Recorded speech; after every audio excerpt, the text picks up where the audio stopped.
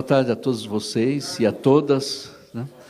E eu quero desejar, agradecer profundamente o convite que eu recebi para estar aqui com vocês e tratar de um tema que é de extrema importância para a construção de uma sociedade democrática no Brasil. Construção, fortalecimento e aprofundamento, né, de uma sociedade democrática no Brasil.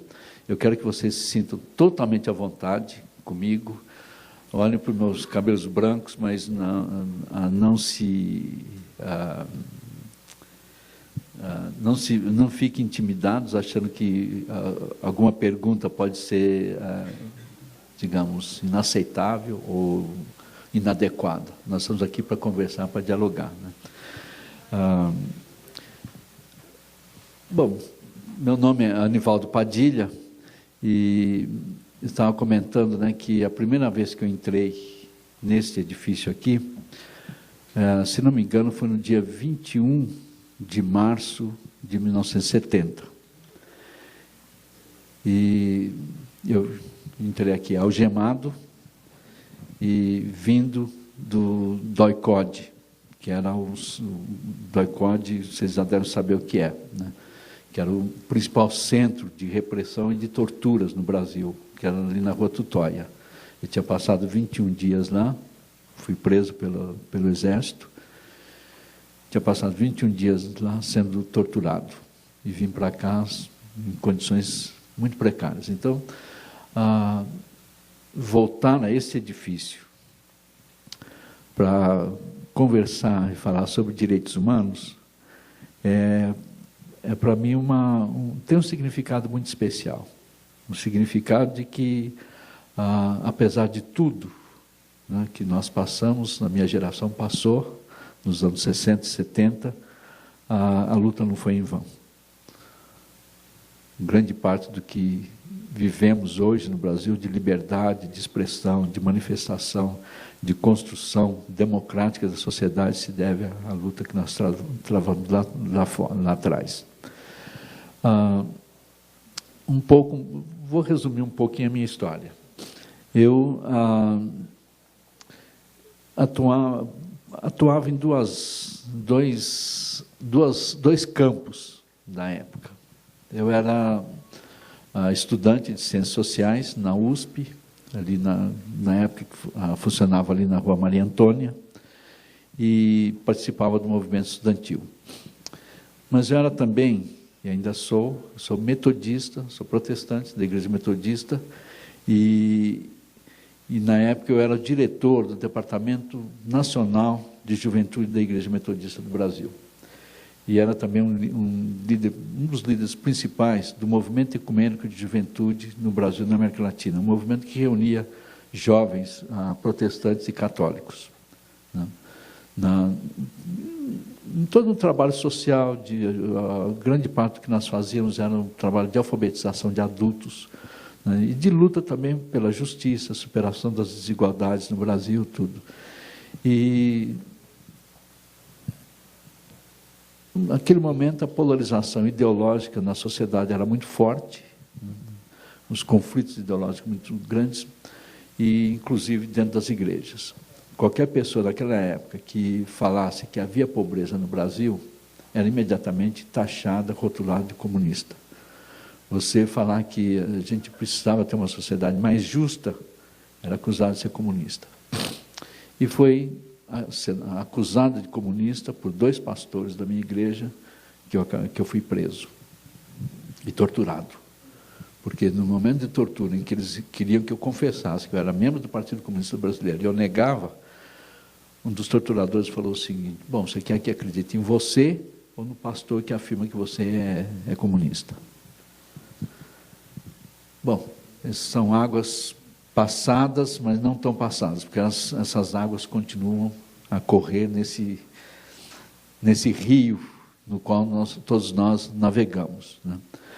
Então, é com essa história que eu me apresento diante de vocês. Eu sei que vocês visitaram os espaços lá embaixo, vocês estiveram numa das celas lá onde eu estive durante vários meses, E é uma pena que esse edifício aqui ele foi descaracterizado quando o DOPS foi desativado. Porque nós tínhamos, onde vocês visitaram, lá embaixo, no térreo, eram as celas, no primeiro andar eram as salas dos delegados, e o segundo andar era onde ocorriam as torturas, né?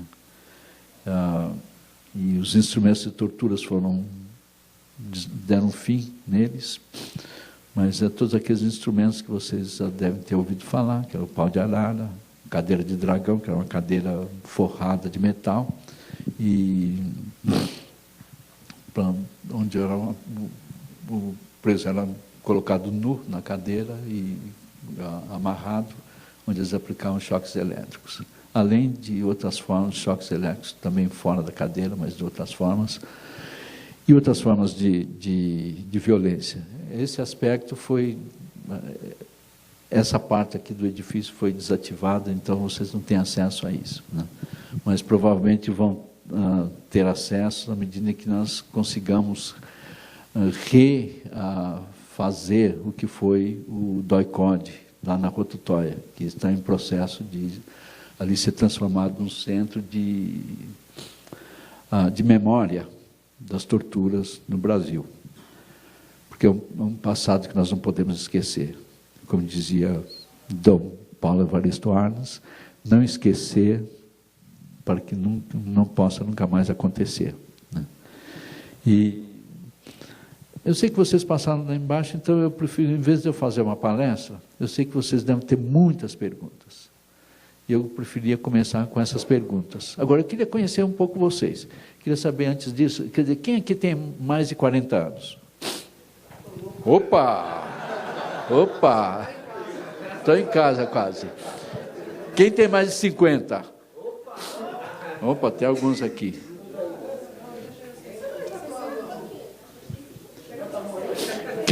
Quem tem abaixo de 20? De 30? É. Opa! Ó. Não vale mentir, hein? Tá. Não, eu só queria saber, quer dizer, eu fiz essa pergunta para saber quem de vocês viveu aquele período da ditadura, né? Quantos de vocês? 51, não. 68, olha aí. 68 eu estava brigando na rua, viu? É. Não, eu fiz para saber exatamente quem viveu naquele período, que informação vocês tinham. Agora vamos abrir para as perguntas aí. Sim. Quanto tempo? Eu estive preso, eu tenho que somar. Bom, no total foram quase 11 meses, mais ou menos, porque eu fui preso em fevereiro de 70, e nas idas e vindas, eu fui mandado de volta para o DOI-CODE 3 vezes, mas no total foram 38 dias de DOI-CODE. Depois aqui eu fiquei até o final de julho de 70, e aqui no DOPS, e depois fui enviado para o Presídio Tiradentes. E fui solto em dezembro pela auditoria militar. O próprio promotor me excluiu do processo, qualquer processo, porque não havia nenhuma prova, nada contra mim. Durante esse período todo, houve sempre esse tipo de agressão na tentativa de obter essa informação do senhor. Se o senhor tivesse, acaso, é isso que a gente está tentando entender, né? Dito, até por função da tortura, que sim, que participava, aí provavelmente o seu destino seria qual? A morte? Seria mais um? Ou houve algum caso de alguns que... Não, sim, eu fiz parte, mas sobreviveu. Olha, o objetivo... Aí, acho que tem duas partes na sua pergunta, né?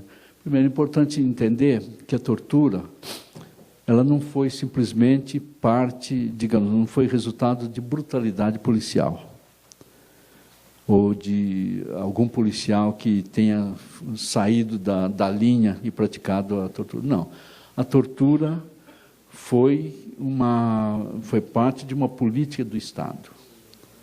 Ela foi transformada em método sistemático de interrogatório. E uma coisa que eu esqueci de mencionar na minha apresentação, eu estou colaborando, né, com a Comissão Nacional da Verdade. Eu coordeno um dos grupos de trabalho da Comissão Nacional da Verdade.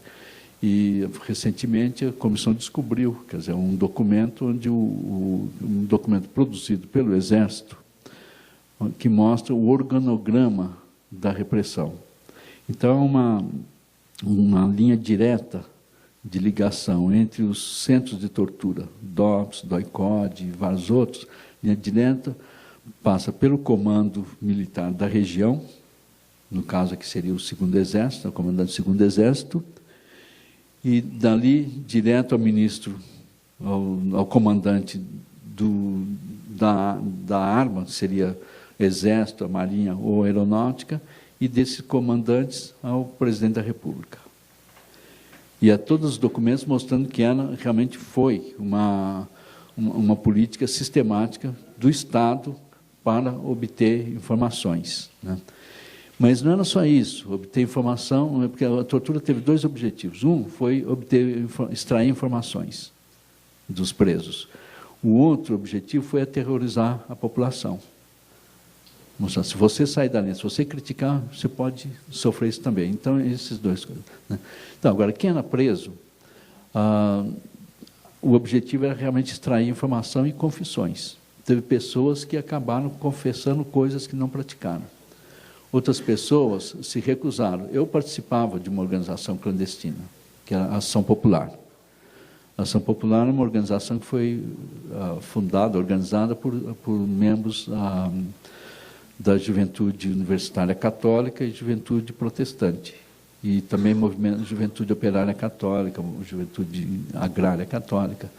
Era na sua origem, uma organização de inspiração, digamos, cristã, né?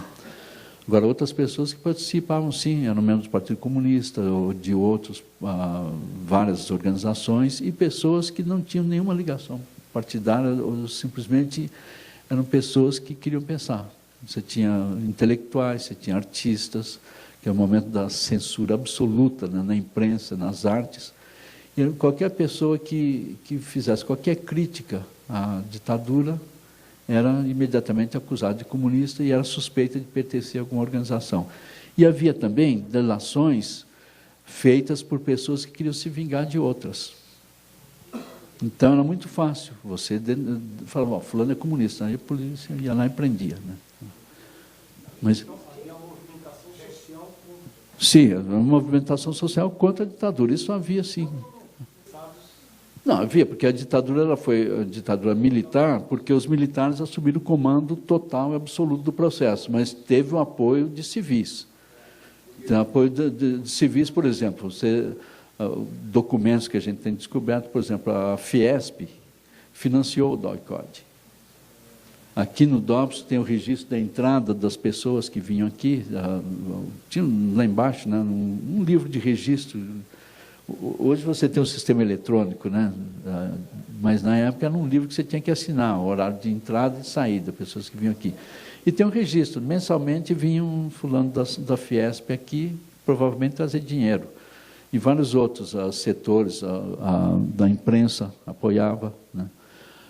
Enfim, não foi a ditadura militar, mas com apoio civil. Desculpe, tem uma pergunta aqui, depois vou lá para trás.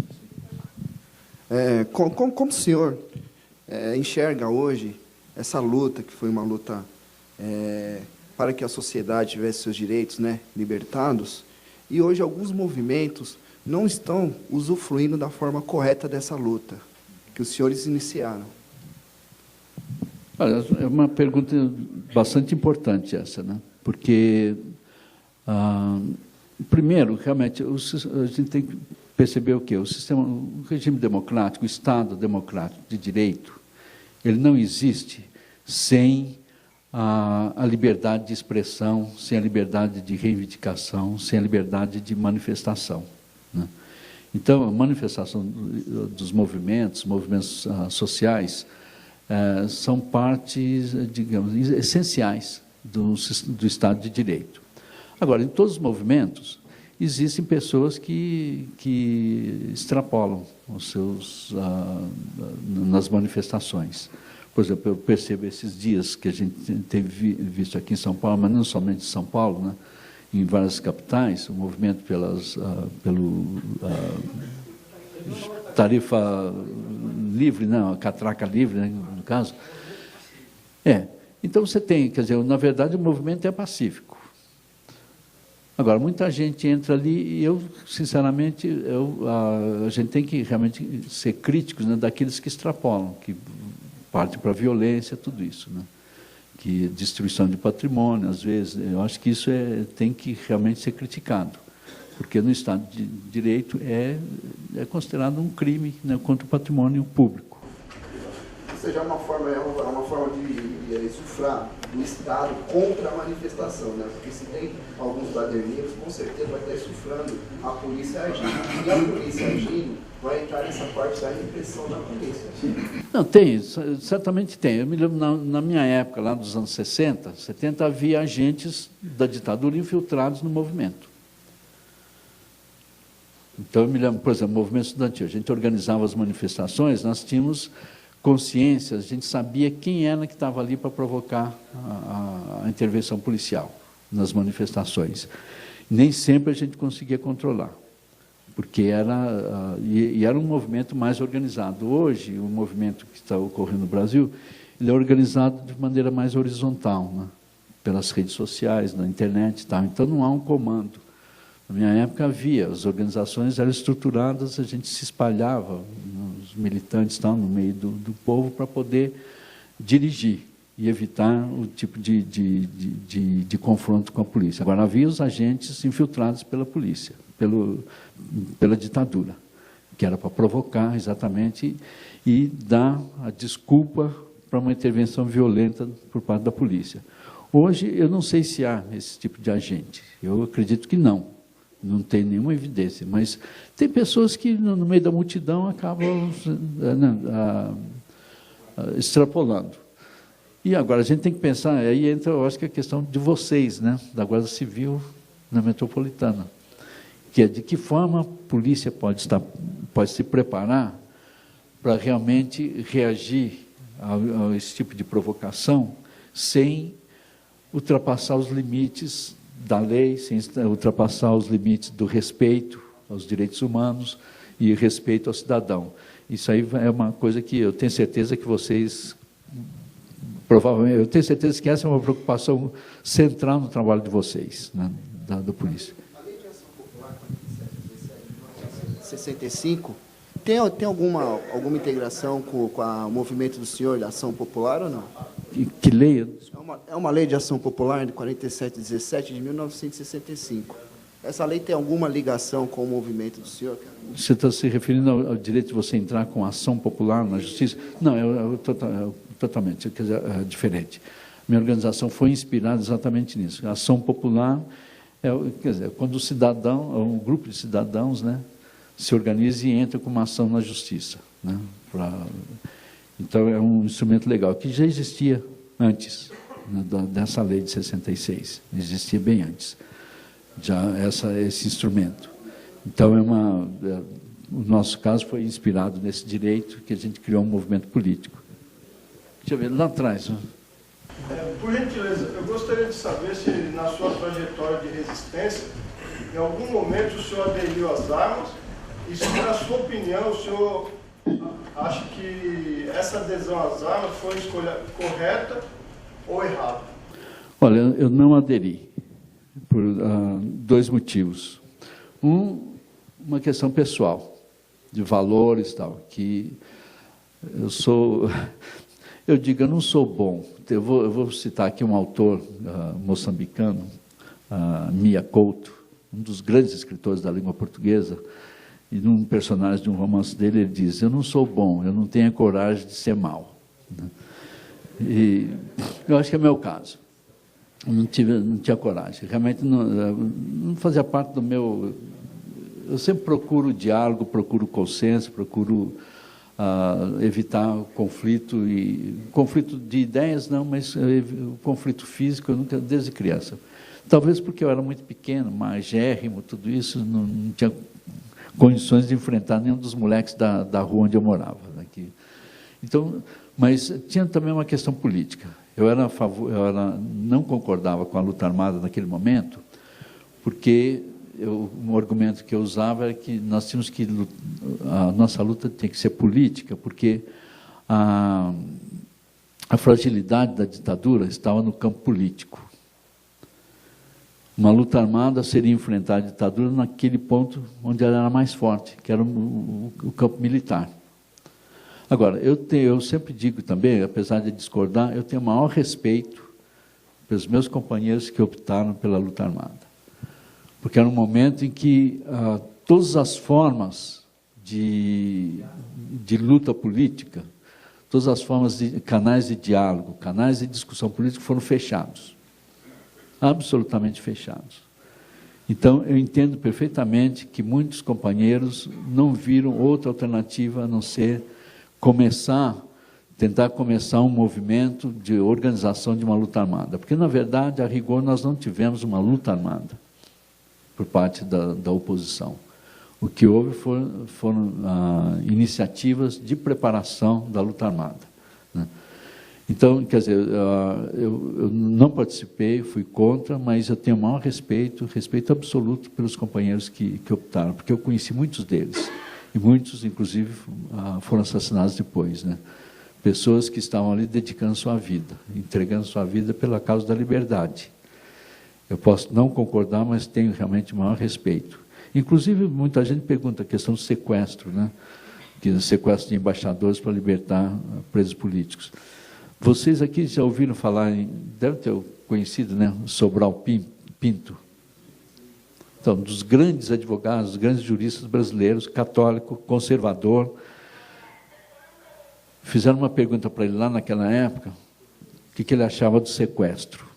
Se ele achava que era justo sequestrar diplomatas para libertar presos políticos. Ele falou assim, olha, o sequestro é um habeas corpus que a ditadura nos negou.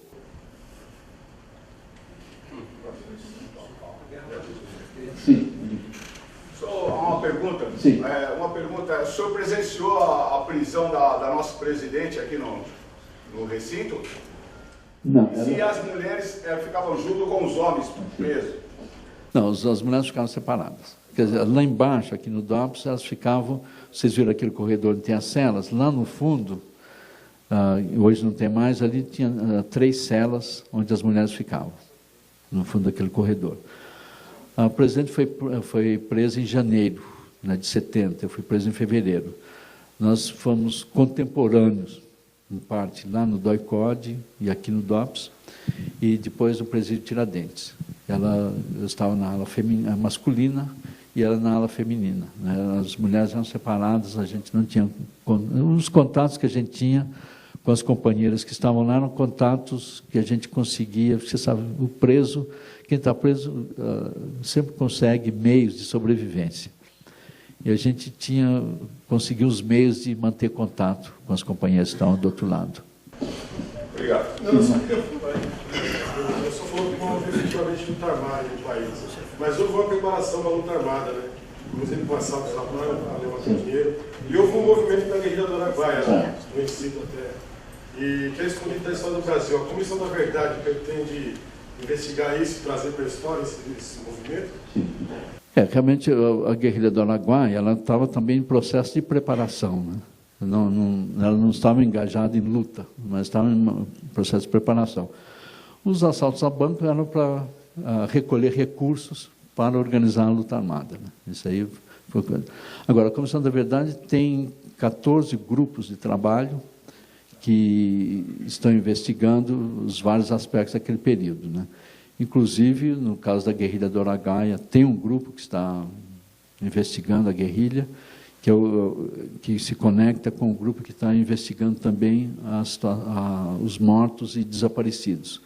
Porque vocês sabem que um grande número de presos políticos foram assassinados e a ditadura deu sumiço aos corpos deles, estão desaparecidos até hoje, né? As famílias não tiveram direito de enterrar seus mortos. Então, a comissão está investigando isso também. Desculpa aqui.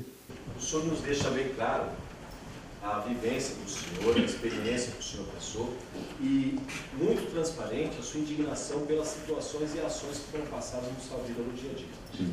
Hoje, com a abertura da democracia, nós vemos um fascismo bastante claro. As reações políticas atuais não são as mesmas da época, com a falta de respeito, de dignidade pelos atuais representantes, contrário à vontade popular?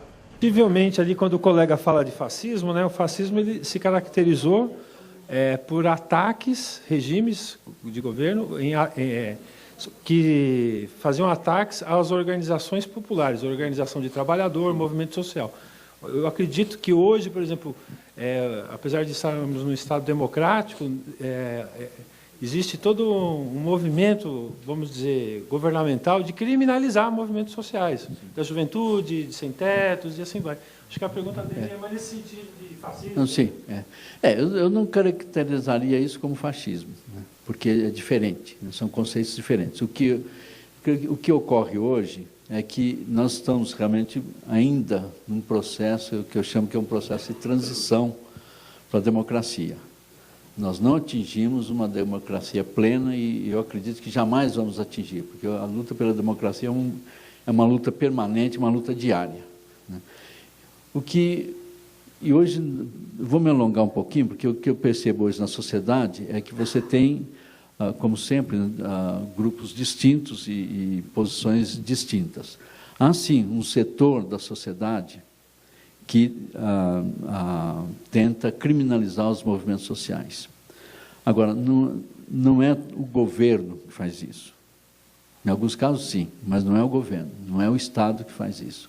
Naquela época, qualquer movimento era considerado subversivo, era considerado violador da Lei de Segurança Nacional. Qualquer movimento.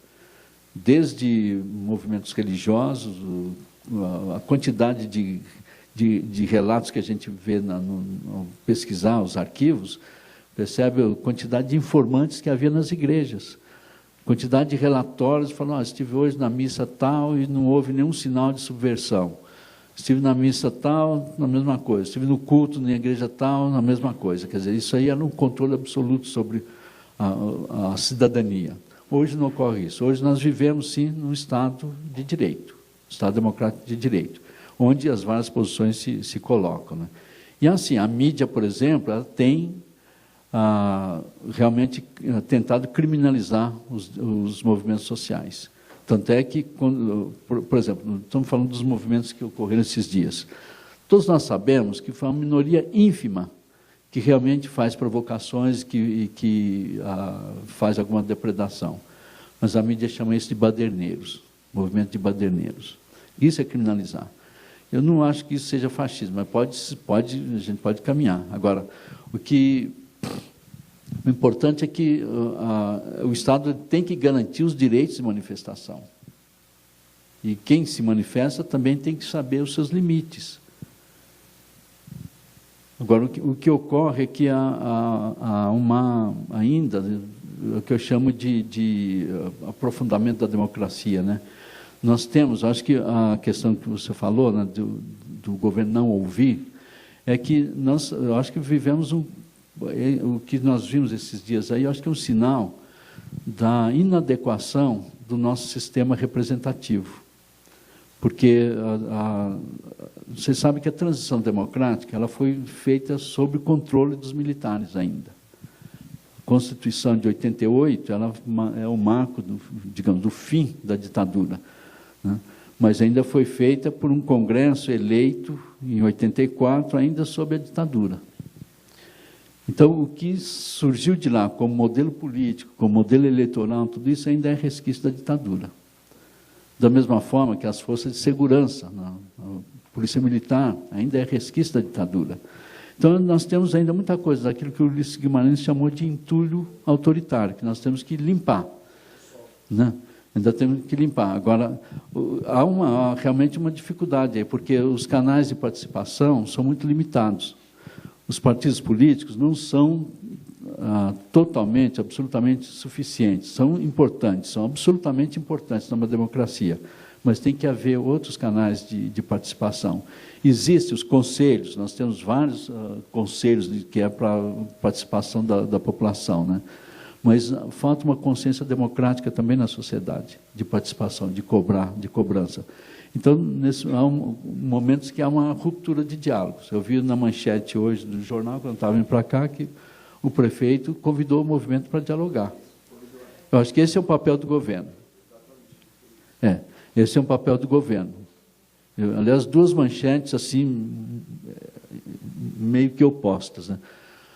O Haddad chamando para dialogar e Alckmin legitimando a ação da Polícia Militar. Então, há necessidade de mais discussão sobre esse tema aí. Desculpa aqui. Sim. Eu vou fazer um pequeno preâmbulo, porque a minha colocação é um pouco complexa e eu não posso poder perder essa oportunidade de aprender com o senhor diante da nossa luta. E para isso eu preciso tentar atualizar dessas questões dos órgãos de segurança pública. As guardas municipais têm sido uma novidade no contexto da segurança pública. E o que se tem de conhecimento é que as guardas municipais não podem ou não poderiam atuar como polícias. E a gente vem, desde de 86, 87, época em que o Jânio Quadros criou a Guarda Civil Metropolitana, a gente vem defendendo essa situação, essa propositura de que as guardas municipais podem atuar sim e de forma muito mais comunitária e preventiva. Diante de todo esse contexto, a gente se deparou com um órgão ditador, que é a Polícia Militar, e que monopoliza todas essas circunstâncias, né? E a gente vai lutando, a gente vai fazendo alguns movimentos, e eu organizo um movimento que chama-se Marcha Azul Marinho, longe de equiparar a luta do senhor, e é aí que eu digo que a gente não pode perder a oportunidade de buscar ferramenta. E eu confesso que a minha munição está acabando. Aí quando eu me percebi dentro dessa sala, diante dos seus depoimentos, eu falei, tá aí uma oportunidade que eu não posso perder, onde eu quero dizer que não é somente um prazer, e sim uma honra. E eu queria saber do senhor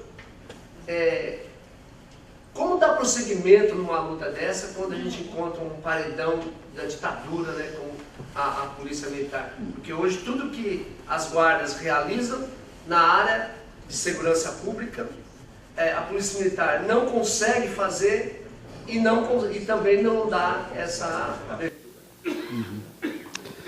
Tá, isso aí, realmente. Pergunta muito pertinente. Eu vou quero dizer o seguinte, eu não sou especialista em segurança pública ou em órgãos da segurança. Ou talvez o máximo que eu posso dizer é o seguinte, eu sou especialista como vítima da repressão. Então, exatamente. Mas o que é importante aqui, eu acho que a gente tem que pensar realmente, e a Comissão da Verdade está pensando nisso, eu acho que porque a Comissão da Verdade está investigando os crimes cometidos naquela época, mas o relatório dela não vai ser simplesmente expor a verdade, mas ela vai fazer recomendações dentro daquele conceito jurídico que se chama justiça de transição. Ou seja, todos os países que passaram por regimes autoritários, eles têm que fazer uma revisão de todas as suas estruturas, os seus aparatos, né? Para que se enquadrá-los num regime, no Estado de Direito. Então, a Comissão da Verdade vai pensar em tudo isso. No caso das polícias, por exemplo, é importante pensar que eu estava até comentando na hora do cafezinho, ali, do almoço, né? Eu sou do tempo, porque a Guarda Civil ela existia antes, né? Ela foi extinta e depois foi reativada, mas eu sou do tempo, quando era criança, adolescente, jovens, lá nos anos 40, 50 e 60, no começo dos anos 60, em que a população olhava a Guarda Civil Metropolitana como amiga da população. Se você quisesse, precisasse de qualquer coisa na rua, tivesse um problema, tal, a primeira pessoa que você procuraria era procurar um guarda civil. E que a guarda civil estava presente, né, em toda a cidade. Então, era realmente uma guarda amiga da população, vista como amiga. A extinção da Guarda Civil e a extinção da Força Pública, que existia na época, e a criação da Polícia Militar, em 68, foi o que? Uma criação da ditadura, dentro daquele conceito da ideologia de segurança nacional, que o Exército era responsável pela segurança nacional e combate o que eles chamavam ao inimigo interno. O inimigo interno eram todas as pessoas que se opunham à ditadura. Então, a Polícia Militar, desculpe, eu falo isso em público, mas é sério, eu sinto até pena de falar isso, mas a Polícia Militar ela foi criada e treinada para matar. Ela não foi criada para servir a população, nem para proteger a sociedade. Ela foi criada para matar, para combater a oposição. Então, muito dessa mentalidade, dessa ideologia ainda permanece. Então, eu acho que todo o aparato de segurança policial, desde a Polícia Civil, Polícia Militar e a Guarda Civil, quer dizer, o conceito tem que ser reformulado totalmente. Eu acho que não tenho ideias, não tenho palpite sobre isso. O que eu posso dizer é sobre aquilo que eu conheço dos órgãos de segurança e os aparelhos, né, aparatos de segurança nos países onde eu vivi. Onde, por exemplo, nos Estados Unidos você tem uma polícia única. Né? É uma polícia única que age. Você tem o equivalente à Guarda Civil e tal. Mas o principal é isso. Eu acho que tem que ser reformulada e, em grande parte, fazer o que está sendo feito aqui. Quer dizer, o interesse da Guarda Civil de discutir esses problemas é de uma importância vital para a reformulação do sistema de repressão. Né?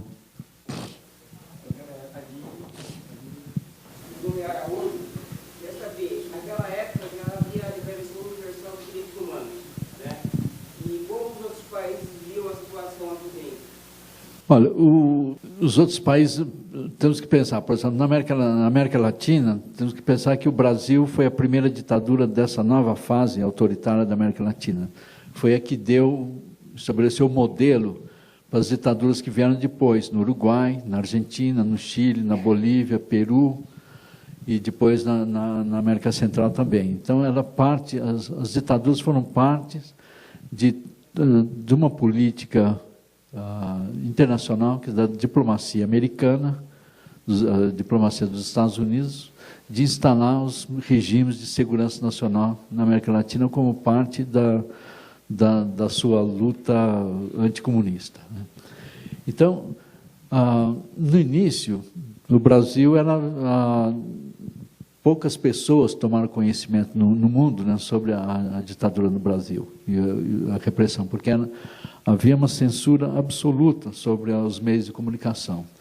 Foi só a partir das prisões, assassinatos e pessoas da oposição que conseguiram escapar e foram para o exílio, foi só a partir do relato, do testemunho dessas pessoas que a situação do Brasil passou a ser conhecida. Então, eu mesmo fui para os Estados Unidos, né, como exilado, e lá desenvolvi um trabalho sobre o Brasil. Quando eu cheguei lá, por exemplo, conhecia-se muito pouco sobre o Brasil, porque a mídia americana também refletia os interesses americanos. Né? Os congressistas, os membros do Congresso americano, também apoiavam. Foi a partir de um trabalho paciente que a gente conseguiu quebrar e romper isso. Eu vou te dar só um exemplo assim, de como é que, por exemplo, nos Estados Unidos, grande parte da população pensava sobre o Brasil. Quando eu saí daqui, eu saí realmente do Brasil arrebentado, totalmente dilacerado, fisicamente e psicologicamente também. Cheguei nos Estados Unidos, fui para lá a convite das igrejas dos Estados Unidos para fazer esse trabalho que eu fiz lá, e me ofereceram a possibilidade de eu fazer terapia, né, psicoterapia. E o psicanalista que eu fui, tive 2 sessões com ele. A primeira, ele, como todo psicanalista faz, pede para você contar a tua história. Aí eu contei a minha história. Primeiro, ele não fez perguntas, só foi anotando. Contei a minha experiência da prisão, das torturas, tudo isso, né? Quando eu voltei à segunda sessão, a primeira pergunta que ele me fez foi o seguinte: bom, você esteve aqui semana passada, você descreveu isso, tal. Queria saber, quando que você começou a ter alucinações? Eu falei, o que é alucinações? O que é isso? Você fala de tortura, tudo isso, vem do Brasil. Eu falei, sim, passei por tudo isso. Mas o Brasil não é um país comunista. Na cabeça dele, o que acontecia no Brasil só ocorria em países comunistas por causa da propaganda americana que dizia isso, né? E isso era recorrente lá. A partir do momento, eu tive uma palestra também que eu fiz, estava fazendo lá, no Rotary Club, e lá para o final, na hora da pergunta, uma pessoa levantou e perguntou, olha, eu perdi alguma coisa que você falou aí, porque você descreveu a tua situação e tal, mas você não disse quando que os comunistas tomaram o poder no Brasil. Isso era o que grande parte da opinião pública nos Estados Unidos pensava. Na Europa já era um pouco diferente, mas a partir desse trabalho, os governos, a imprensa começou a divulgar a situação no Brasil ao ponto da ditadura ficou mais ou menos encurralada internacionalmente. O Médici, quando foi aos Estados Unidos, ele enfrentou manifestações públicas contra a presença dele lá. O ditador brasileiro não podia sair do Brasil. Ministros que iam, Delfim Neto foi para Paris e lá sofreu manifestações contra a presença dele lá, e vários outros, né? Eu não sabia que havia um movimento entre os militares, alguns militares naquela época ainda comemoram o dia da Revolução de 64, né? Não houve a mudança. Vamos supor que naquela época o sistema político brasileiro, que havia já um processo de evolução, que permanecesse sua evolução normal, né? Porque as pessoas que se opuseram ao sistema militar pressionavam que a questão da liberdade, porque a ordem normal das coisas, a Constituição, não havia sido revogada, ou seja, eles estavam lutando para recompor o sistema antigo, né? Vamos supor que o sistema continuasse normalmente. Talvez hoje nós estaríamos lutando contra uma ditadura comunista.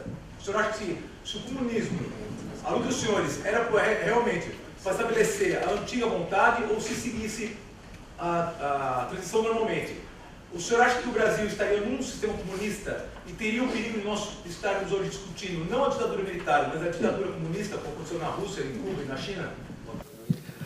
Olha, isso realmente é importante também, porque eu não sei se você sabe quantos comunistas havia no Brasil naquela época. Ninguém sabe, mas a gente pode dar um chute assim, baseado pelo menos era um número ínfimo, irrisório, totalmente irrisório. O Partido Comunista, que era o maior, não devia ter mais do que uns 30 mil membros. Provavelmente nem isso. As outras organizações eram menores, né? Então, organizações que eram de viés, digamos, comunista, que eu estou me referindo, né? Havia outras que não eram de cunho nacionalistas e socialistas.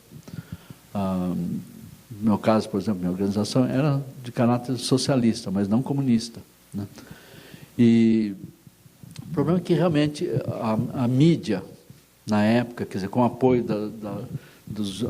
da imprensa e da televisão, rádio, fizeram uma campanha dizendo que o Brasil caminhava para o comunismo. O que eu via no Brasil naquele momento era um governo reformista, nacionalista e reformista. João Goulart nunca foi comunista. Ele era fazendeiro do Rio Grande do Sul, né? Era um contrassenso, um grande fazendeiro de gado ser comunista, né? Então, como eu disse antes, né, toda vez que alguém falava sobre pobreza, era imediatamente acusado de comunista. E o grande problema que os Estados Unidos tiveram, e setores da sociedade brasileira, da classe dirigente teve com João Goulart, é que era nacionalista.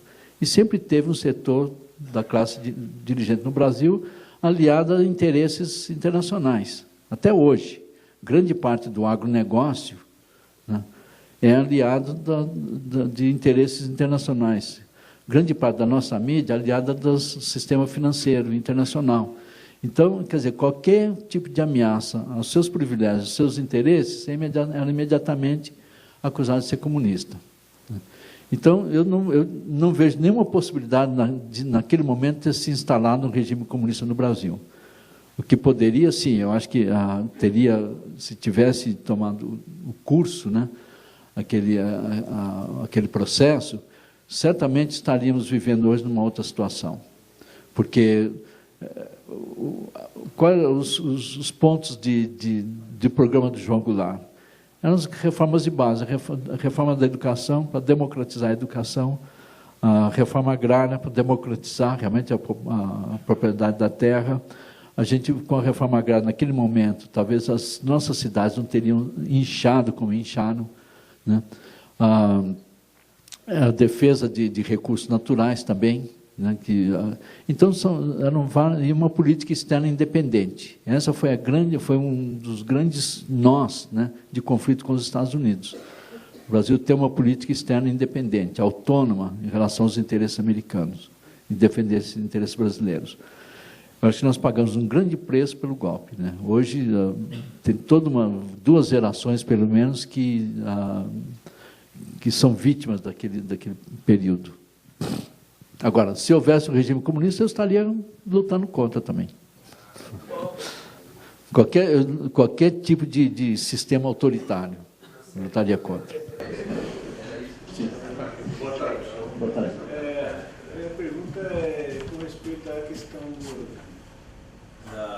da relação, e no caso, o senhor falou que nós estamos para consolidar, estamos tentando consolidar a democracia. Você não acha que, devido a nos dias atuais, uma relação muito promíscua no campo das ideias dos partidos, a maioria dos partidos, hoje não há oposição, nós não temos partido de oposição, nós vimos partidos se curvando diante de uma situação como a do presidente da Comissão dos Direitos Humanos lá, em que o partido atualmente no governo poderia se posicionar de uma forma a manter as suas ideias de direitos humanos e tirar um indivíduo que, segundo dizem, já teve algumas ideias dele que foram totalmente contra os direitos humanos. Você não acha que essa relação promíscua no campo das ideias, que não há mais ideologia dos partidos, eles simplesmente se vendem, sabe? Nem sempre numa relação para favorecer o povo, mas por interesses escuros. Vamos pensar, quer dizer, eu acho que existe sim, os partidos têm suas ideologias. Eu acho que todos eles têm. Quer dizer, inclusive, a questão de, hoje você tem não é um partido que participa do poder, que é o PT, né? Mas tem outros, é um governo de coalizão. Infelizmente, aquilo que eu falei antes, né, da gente ter um sistema eleitoral, um sistema político que ainda é resquício, que foi da ditadura, que foi criado para impedir avanços no Brasil. Você tem um sistema eleitoral que favorece absolutamente o poder econômico. Quer dizer, você tem e você sabe que empresário não tem partido. Os grandes grupos econômicos não têm partidos. Eles têm bancadas. Então, você tem lá uma grande bancada dos meios de comunicação, você tem uma grande bancada da ruralista, são mais de 200 deputados ruralistas, quando você tem o agronegócio no Brasil, representa o quê? Menos de 0,5% dos proprietários de terra. No entanto, eles controlam mais de 50% das terras, das propriedades no Brasil. Mas eles têm lá 200 deputados, né? Os meios de comunicação também, o sistema privado de saúde tem, o sistema privado de educação tem seus deputados eleitos em vários partidos. Então, acho que a gente tem que pensar em perspectiva, assim, quer dizer, não podemos ter, claro que temos que ter essa perspectiva moral, que é importante, mas temos que pensar também nos entraves estruturais. Infelizmente, num caso específico, né, da Comissão de Direitos Humanos da Câmara, eu acho que ali é uma... Eu não quero dizer o seguinte, eu não pertenço a nenhum partido. Eu fiz uma opção de não participar de nenhum partido, trabalho no nível da sociedade civil. Então, eu me sinto totalmente livre para criticar nas atitudes. Ali, eu acho que, nesse caso dos direitos humanos, da comissão ali, o PT, PSB, mas principalmente o PT, eu acho que foi vítima dessa estrutura corrompida. Porque um governo que a questão da governabilidade, um governo que precisa fazer alianças no Congresso para aprovar projetos, ali eu acho que o PT abriu mão da Comissão de Direitos Humanos para assumir outras comissões. Agora, eu não posso questionar a legitimidade do Feliciano. Não posso questionar, porque ele foi eleito. E quem percorrer a mídia social vai ver que, antes dele ser eleito, eu liderei uma campanha muito grande contra ele. Porque eu sei que eu posso falar porque eu sou evangélico. Então eu posso criticar, eu posso falar porque eu falo do mesmo campo, né? Fiz uma campanha, porque é um absurdo realmente, né? As posições deles são totalmente contra os direitos humanos. E não é somente na questão da falta de respeito à diversidade sexual, mas as diversas declarações deles, racistas, né? E homofóbicas, contra as mulheres, quer dizer, preconceitos contra as mulheres, é um absurdo. Mas, infelizmente, é o nosso sistema eleitoral que permite a eleição de pessoas como ele. Por exemplo, se nós tivéssemos um processo eleitoral que proibisse totalmente a contribuição privada para as campanhas políticas e fosse uma eleição feita em lista dos partidos, em que os candidatos não teriam que buscar apoio eleitoral para se eleger, mas sim buscar apoio para a eleição do partido, o Feliciano e aquela grande parte da bancada que o acompanha não seria eleita. Porque os grandes currais eleitorais hoje são algumas igrejas evangélicas. São currais eleitorais desses oportunistas. Agora, nós temos que criticar, sim, mas temos que fazer proposta. Eu acho que a reforma política é fundamental para isso. Eu queria saber, na época, quantos anos o senhor tinha quando o senhor foi preso e como que era o cotidiano do senhor aqui preso. E se o senhor conseguia ter informações do que estava acontecendo fora, né? Se a família do senhor ficou sabendo logo que o senhor foi preso, se teve acesso a visitas, como que era esse cotidiano? Quantos presos ficavam em cada cela? Ah, sim, tá. Eu tinha 29 anos quando eu fui preso. E o cotidiano aqui era... Às vezes eu falo, né, que aqui eu conheci o lado mais sombrio do ser humano, que é quando o mal se instala de forma absoluta. Aquele mal que todos nós temos dentro de nós, quando ele se sente livre para agir de forma total, sem nenhum limite. Eu vivi isso aqui no DOI-CODE. Ao mesmo tempo, eu experimentei, eu digo, o lado mais sublime do ser humano, que é a solidariedade. No momento em que você, lá embaixo, nas celas, a gente ouvia a maçaneta de ferro da porta que dava acesso às celas, ao corredor onde estão as celas. Quando a gente ouvia aquela tranca de ferro, clac, a gente sabia que alguém ia ser levado para a tortura. E nesse momento havia todo um sentimento de solidariedade, de encorajar as pessoas, dar àquela pessoa que ia ser levada, né, para a tortura, dar a ela a força necessária para resistir. E mesmo quando a pessoa voltava da tortura, com suas dores, seus ferimentos, a gente procurava cuidar delas.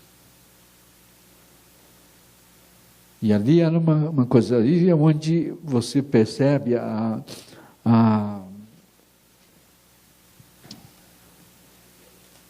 nem sei como descrever, mas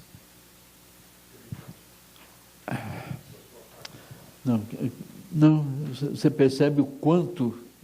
Obrigado, viu? Muito obrigado.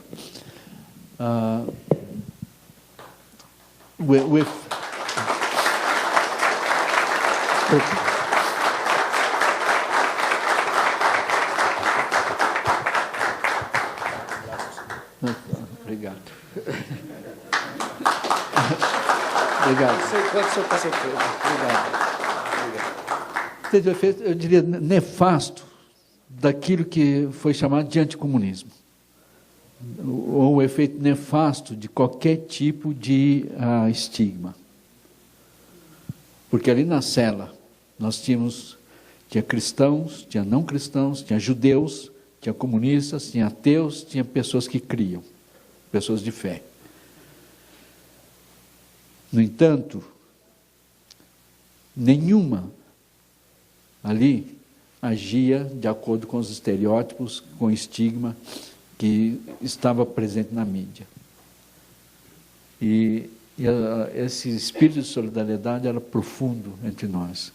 E nas celas, por exemplo, eu estive na terceira cela lá de baixo, elas são praticamente do mesmo tamanho. Teve época em que nós estivemos ali em 28 pessoas.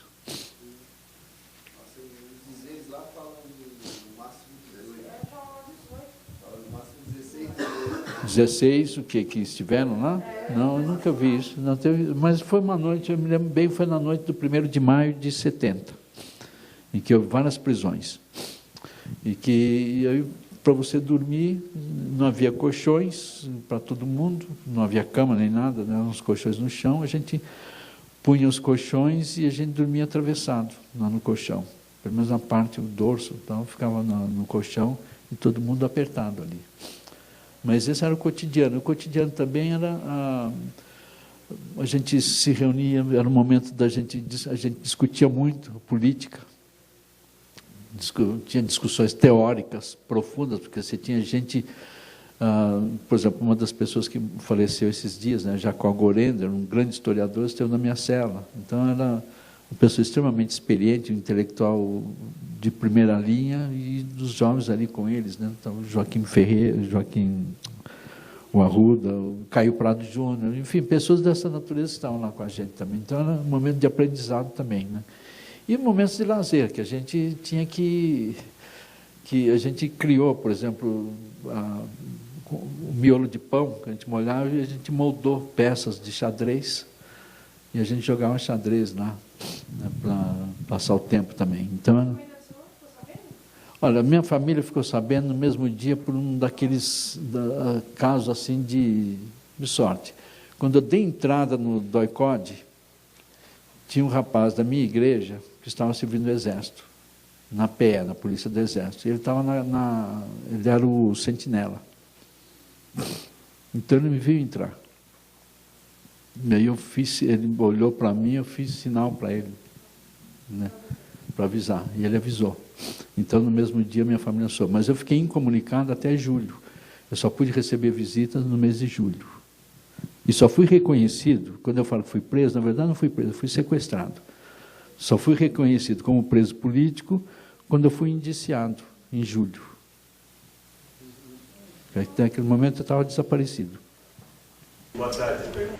Uma das frases do próprio governador Geraldo Alckmin, que a polícia militar é uma república.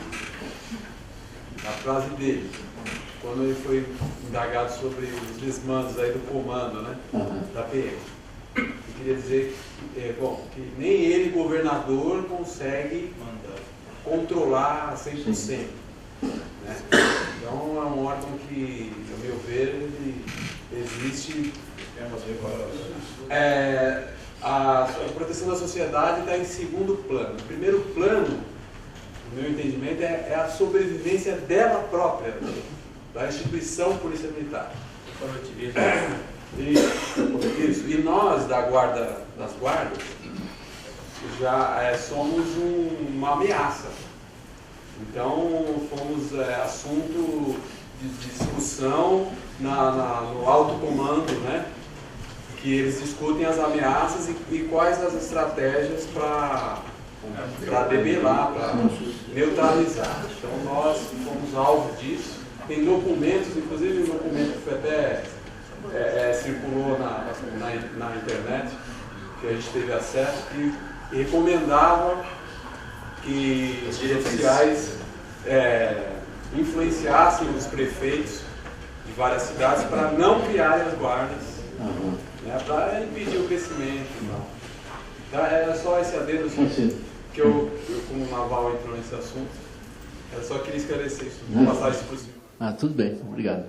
Uma ditadura tão forte, né, com um controle tão rígido, né, como o militar João Figueiredo, né, vem com a anistia ampla, geral e restrita, que foi quando eu comecei a ter um olhar para a política, foi nesse momento aí.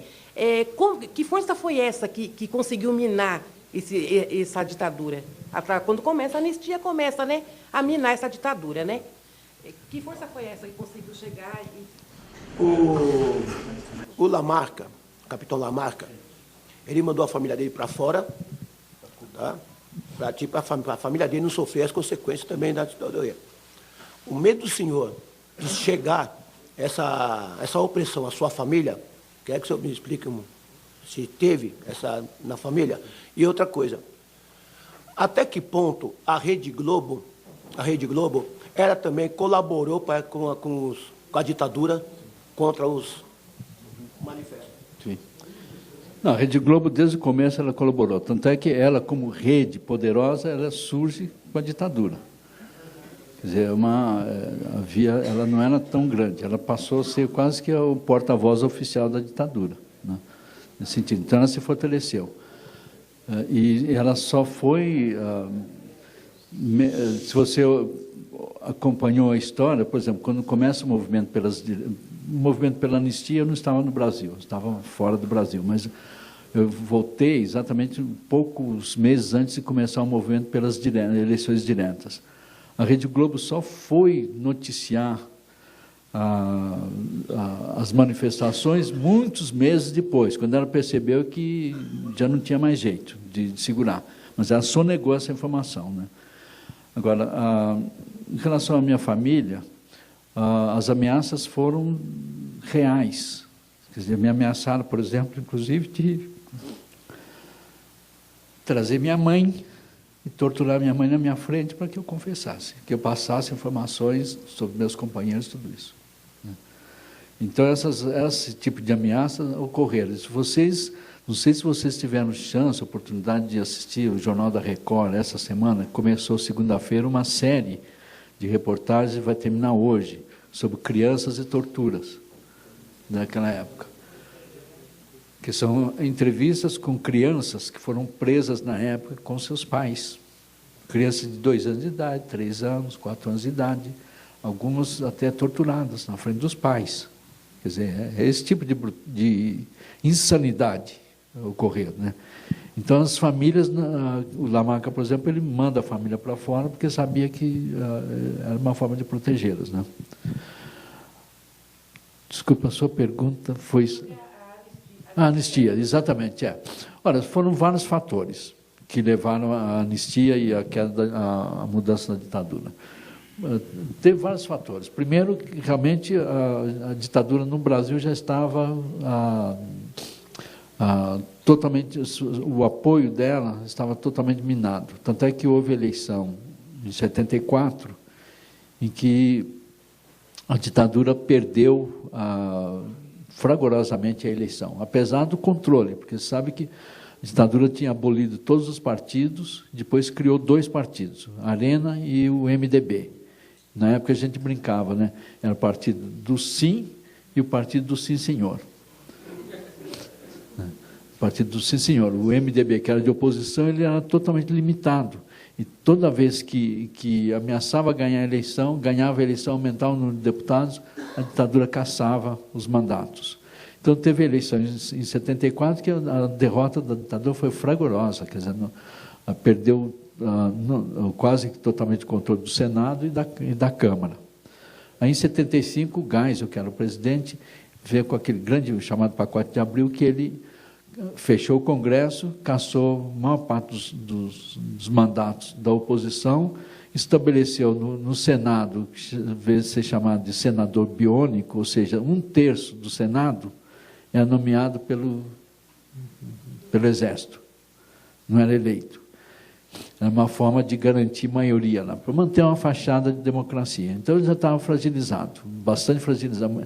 Esse pacote foi um ato de desespero quase para manter o controle, porque já politicamente a ditadura não tinha apoio.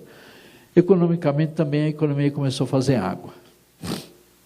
A situação econômica foi piorando, a inflação crescendo e tal. E a pressão externa. Os Estados Unidos, uma das coisas que eu tenho orgulho de ter participado disso, os Estados Unidos cortaram a ajuda militar ao Brasil, por causa da pressão que a gente conseguiu fazer no Congresso americano. O Jimmy Carter foi eleito presidente com uma bandeira de direitos humanos e começou a fazer pressão sobre o Brasil para que houvesse abertura. Então, e também começa o movimento pela anistia, que é importante saber que quem começou o movimento pela anistia foram as mulheres. Foram as mulheres que iniciaram a campanha pela anistia, né? Então, agora, a anistia... Olha, quem liderou o movimento naquele momento foi a dona, como é o primeiro nome dela, Zerbini, que era esposa do grande médico Zerbini, né? O cardiologista. Mas teve várias, a Branca Moreira Alves, a dona Marina Bandeira, no Rio, quer dizer, várias mulheres é que lideraram naquele momento, né? Depois o movimento cresceu e o Figueiredo fez o quê? Elaborou uma lei de anistia que não correspondia ao que era reivindicado. A reivindicação era uma anistia ampla, geral e irrestrita, porque a ditadura queria restringir. A anistia somente aqueles que tinham chamado, digamos, crime de opinião. Mas as pessoas que tinham engajado na luta armada, que tinham violado a lei de segurança nacional, tal, não estariam contempladas. Então, houve toda essa pressão. A anistia inicialmente foi limitada, mas a pressão continuou, aí foi estendida a outras pessoas, até que realmente todos os presos políticos e exilados puderam voltar. Os presos foram soltos e os exilados puderam voltar, inclusive eu, né? Então foram vários fatores. Agora, a anistia em si, ela foi uma imposição da ditadura. Ela foi aprovada no Congresso, mas por esse Congresso totalmente castrado que eu mencionei. A ditadura cassou os mandatos. Então, ela foi aprovada por 206 votos contra 201. Minoria, quer dizer, uma diferença muito pequena. E mesmo aquelas que permaneceram no Congresso, que eram considerados confiáveis, né, por parte da ditadura, uma grande parte acabou votando contra o projeto do Figueiredo. Porque foi uma anistia que, na verdade, foi uma autoanistia, para anistiar os torturadores, e que permanece até hoje. Quer dizer, por que eles não foram ainda levados a juízo? Porque o Supremo Tribunal Federal acatou essa interpretação da lei de anistia. Mas a gente está lutando agora para que o Supremo faça uma revisão dessa interpretação, para que os torturadores possam ser levados a juízo. E não é uma questão de vingança, não. A punição aos torturadores é fundamental nesse processo de construção democrática. Vocês sabem muito bem que a tortura ainda é usada hoje no Brasil. Por quê? Porque quem praticou a tortura no passado continua impune. Hoje não é mais política de Estado. A gente sabe que não. A gente sabe que não é. Mas tem gente torturando aí, achando que pode, já que os outros ficaram impunes, eles também serão impunes. Tendo em vista a história ser o combustível primordial de uma construção de uma sociedade digna, o senhor ser um cabidal de conhecimento de uma história viva, no final da década de 60, início da década de 70, houve uma manifestação escolar universitária ali na Maria Cândida, na qual, no Maria Antônia, desculpa, na qual teve conflito uma faculdade, a Mackenzie, e a Escola de Sociologia e Política de São Paulo, de São Paulo. E o senhor me disse que estudava ali na USP. O senhor fez parte, se o senhor fez parte, qual foi o motivo desse conflito? A sua pergunta, ali foi um conflito na Maria Antônia, entre a faculdade, ali na Maria Antônia funcionava a Faculdade de Filosofia, Ciências e Letras da USP. O curso de Ciências Sociais era parte da Faculdade de Filosofia, é onde eu estudava. Exatamente, eu participei daquele conflito, eu estava lá. E foi um ataque feito pelos alunos da Universidade Mackenzie. E ali foi um caso típico de provocação para poder chamar a intervenção da polícia e acabar com a Faculdade de Filosofia ali, porque a Maria Antônia era o centro de articulação do movimento estudantil em São Paulo, porque era central, a USP, o campus da USP ainda estava em construção, né? Então, ali na Maria Antônia era o centro de articulação, e havia necessidade, por parte da ditadura, de acabar com aquilo. Então, dentro da Universidade Mackenzie, a Universidade Mackenzie foi o maior antro, eu diria, de atuação do CCC, Comando de Caça aos Comunistas, que era formado por estudantes de extrema-direita, e com agentes da repressão, inclusive, que faziam parte dele. Então, eles atacaram a USP, com ali a Faculdade de Filosofia. Eu estava lá, porque é um momento que a gente tinha ocupado o prédio, né, da filosofia, e eles atacaram no finalzinho da tarde, de surpresa, um bando de alunos do Mackenzie usando coquetéis Molotov e arma de fogo também, tanto é que mataram um colega nosso. Mataram um colega nosso ali, com armas de fogo, e incendiaram o edifício. E nesse conflito, claro, veio a tropa de choque e ocupou. O senhor diz que a história ela não é falada de uma forma real. Ela é imaginária. Hoje em dia, a Mackenzie se defende dizendo que a fundação da Escola de Sociologia Política iniciou todo esse conflito. Não foi a fundação da Escola de Sociologia Política. A fundação é na Rua General Jardim. Mas é colocado dessa forma, que a vida foi que deixaram a USP de lado. Então, até hoje, a gente não tem um entendimento. Mas por que ocorreu assim? Não, foi realmente provocação deles. Inclusive, eu fui ver os arquivos do DOPS e peguei uma pasta do Mackenzie e tinha lá um documento dizendo que até 64 a Mackenzie era um centro de subversão e tal. A partir de 64, e principalmente a partir da eleição do novo reitor, a Maria Figueiredo Ferraz, e o supremo dirigente da Igreja Presbiteriana do Brasil, porque o Mackenzie é presbiteriano. A partir daquele momento, a Mackenzie passou a ser um lugar de apoio e de luta contra o comunismo e o principal centro de operações do CCC. Meu nome é Tânia. Então, é o seguinte, conforme as alegações do senhor, as confirmações do senhor, eu quero, e o colega também citou ali atrás, que a Guarda Civil, no caso a Polícia Militar, se sente incomodada com as guardas civis.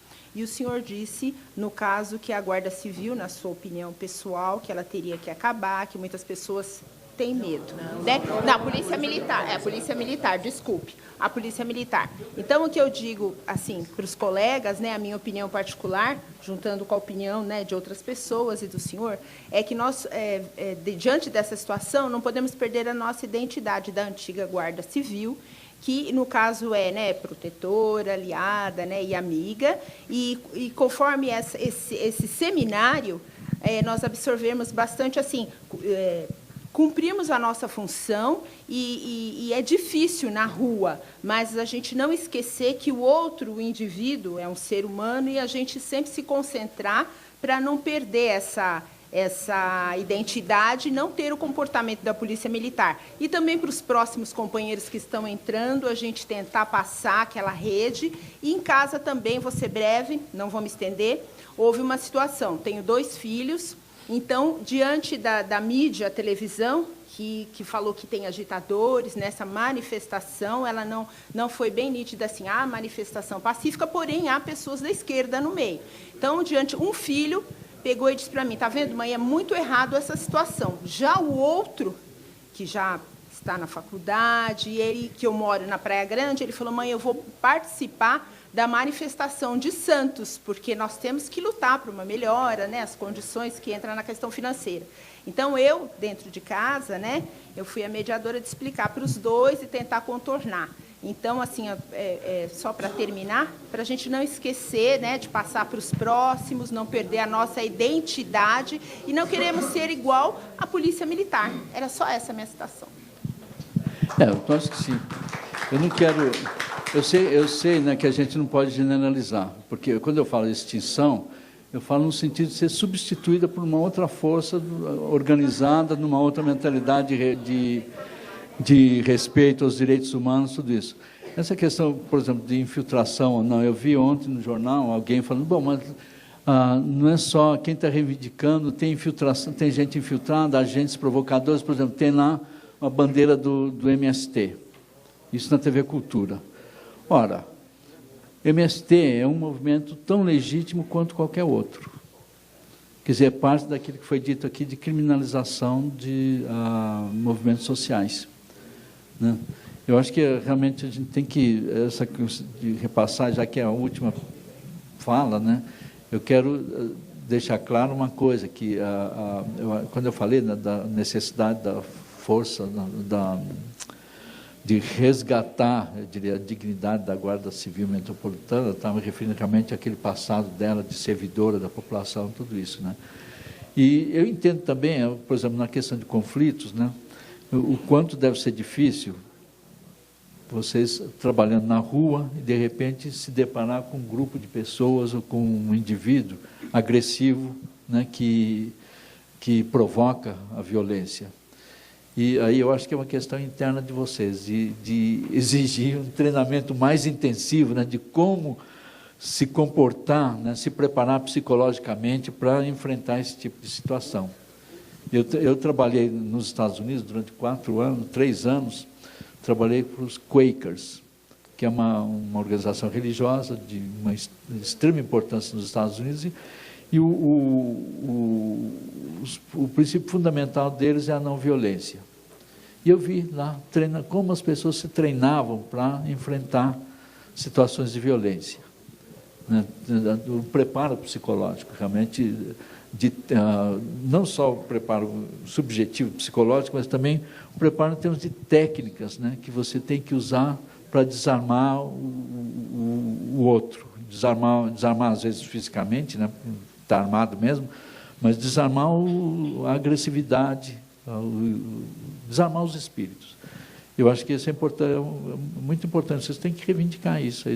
Provavelmente, eu sei que a Secretaria de Segurança da Prefeitura de Direitos Humanos também está preocupada com isso, porque não é simplesmente a gente exigir um comportamento diferente das forças policiais, mas tem que dar condições para que ela possa agir da maneira mais correta possível, né?